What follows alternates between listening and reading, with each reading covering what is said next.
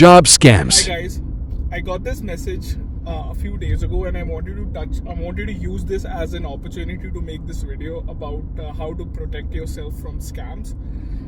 This is most probably a job scam. I got this message a day before yesterday.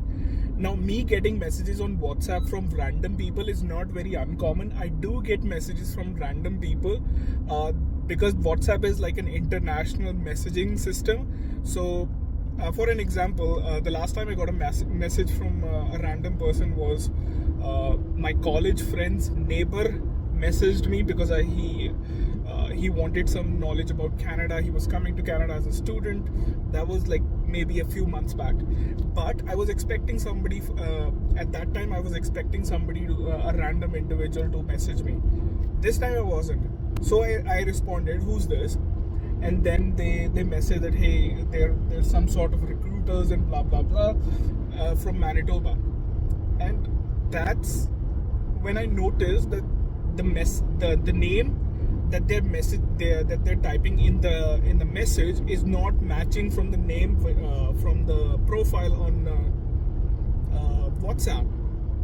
Even the country doesn't match. So they on WhatsApp it's Uzbekistan, and they're claiming to be in Manitoba, Winnipeg, Manitoba, Canada.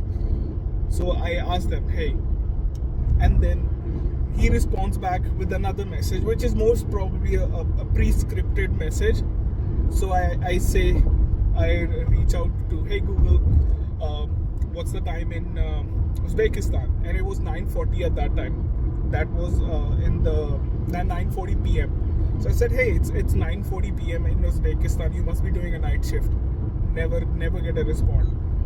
Never get a response from that. Now, if this would have been a normal SMS on my Canadian number, my phone is smart enough to notice that it is a possible scam, and it just sidelines it. But for some reason, I wanted to bring this up to you.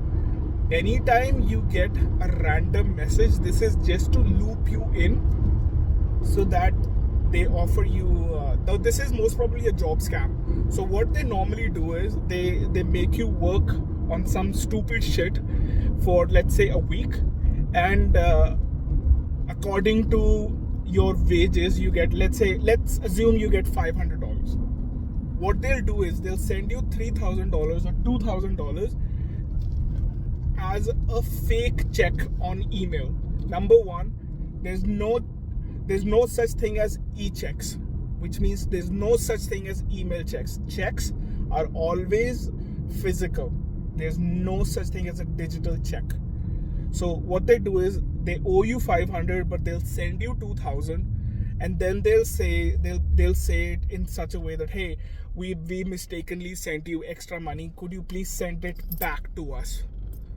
You being naive, not having financial knowledge about Canada, you send them the 1,500, but because it's a fake check, most of the times that check gets returned or bounced back, and then you are at loss of whatever amount you sent to them. That is your loss. So just protect yourself as much as you can. If something like that happens,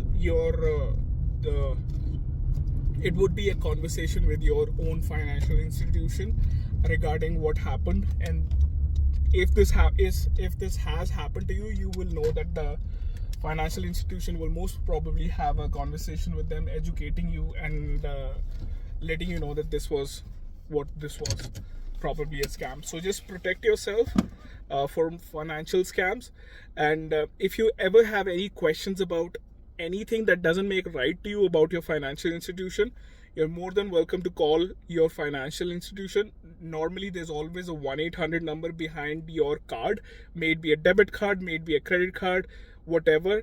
Even on your statements there would be a 1-800 number.